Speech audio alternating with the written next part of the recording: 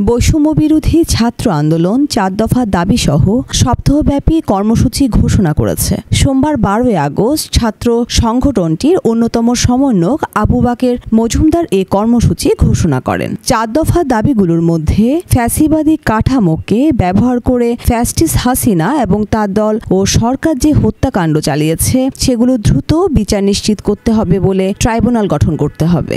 সংখ্যালঘুদের মধ্যে আওয়ামী লীগ ও এর সহযোগী মহাজোটের শরিক দলগুলোর পরিকল্পিত হত্যা, ডাকাতি ও লুণ্ঠনের মাধ্যমে গণ অভ্যুত্থানকে বিতর্কিত করার প্রচেষ্টায় অংশগ্রহণকারীদের দ্রুত বিচারের আওতায় আনতে হবে এবং সংখ্যালঘুদের ন্যায্য দাবি মেনে নিতে হবে। প্রশাসন ও বিচার বিভাগে যারা ছাত্র জনতার অভ্যুত্থানে হামলা, মামলা ও হত্যাযজ্ঞকে বৈধতা দিয়েছে এবং ফ্যাসিবাদী ব্যবস্থায় বারংবার কায়েমের চেষ্টা করছে, তাদের দ্রুততম সময়ে অপসারণ এবং নতুন সরকারকে তাদের নিয়োগ বাতিল করে বিচারের আওতায় আনতে হবে। প্রশাসন ও বিচার বিভাগে যারা এতদিন বৈষম্যের শিকার হয়েছে তাদের জন্য দ্রুততম সময়ে সুযোগের সমতা নিশ্চিত করতে হবে।